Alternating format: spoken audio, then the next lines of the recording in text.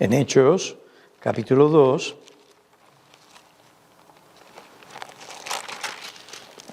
versículo 37. Al oír esto, compungidos de corazón, dijeron a Pedro y a los demás apóstoles: hermanos, ¿qué haremos?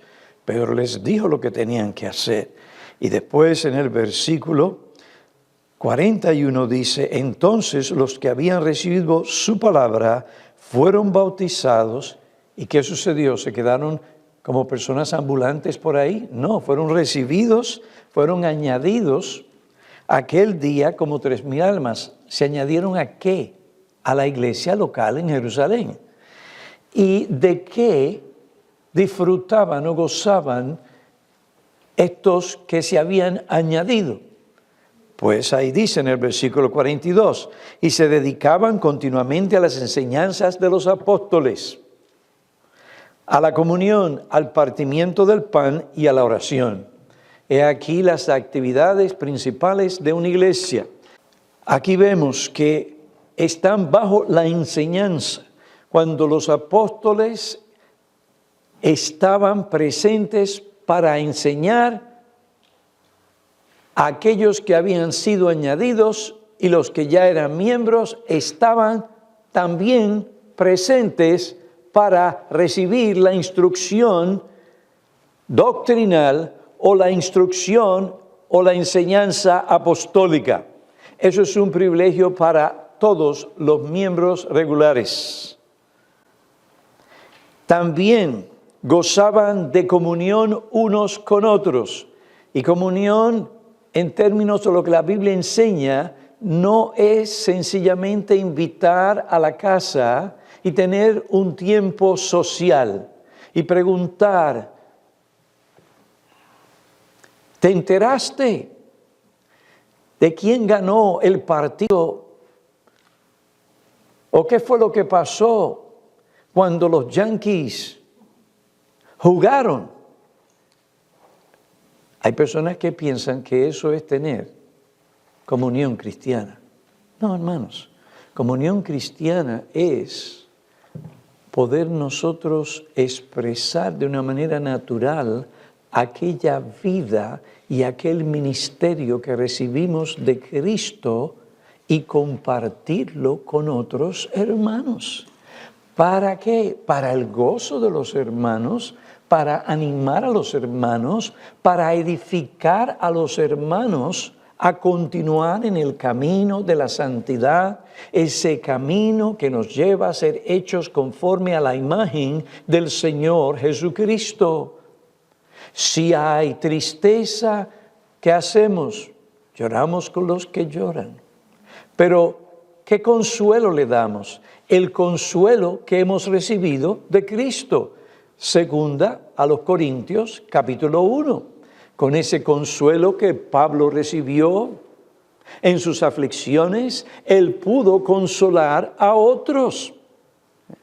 No es que no se puede hablar de los Yankees, esto y lo otro, pero si todo el tiempo se va y no hay esa comunión, ese compartir de esa vida espiritual y ministerio de Cristo en nuestras propias almas, entonces no hay realmente una comunión.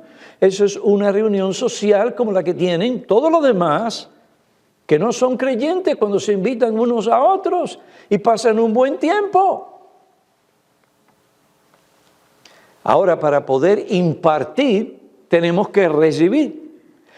De esa manera, Pedro describe a los creyentes, no como aquellos que vinieron una vez a Cristo y fueron salvos y se acabó. No, en su primera epístola, capítulo 2, versículo 4, Pedro describe a los creyentes como aquellos que, es un participio, viniendo a Él, continuamente siguen viniendo a Él. Jesús dijo: permaneced en mí.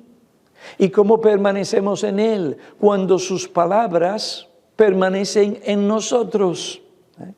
Cuando obedecemos sus mandamientos. Él nos ha dicho, según Juan el Evangelio, de que el Padre vendrá y se manifestarán a nosotros. Y teniendo esta vida, entonces podemos impartirla. Si no, nuestros tiempos de comunión o de invitarnos unos a otros será simplemente un tiempo de ¿qué vamos a hacer? Pues vamos a inventar un juego, vamos a inventar el otro juego, vamos a hacer aquello. Hermanos, hay lugar para diversión en ciertas reuniones que los miembros de la iglesia o los jóvenes miembros de la iglesia harán. Sí, todo eso tiene su lugar. Pero eso no puede ser la razón principal por la que se reúnen unos con otros. Es para impartir aquello que va a edificar. Es importante tener estas cosas en mente. Bueno, pues nos hemos reunido, le hemos pedido a alguien que lea un versículo, comente un momento, o que lea una meditación. Eso es bueno, está bien, eso es parte, pero ¿qué de tu persona? ¿Qué estás impartiendo a ese grupo? Para impartir tienes que recibir. ¿Y qué hacemos? Pues nos alimentamos de Cristo y de su palabra. Vivimos conforme a sus enseñanzas. Él se manifiesta en nuestras vidas y tenemos de la abundancia del corazón.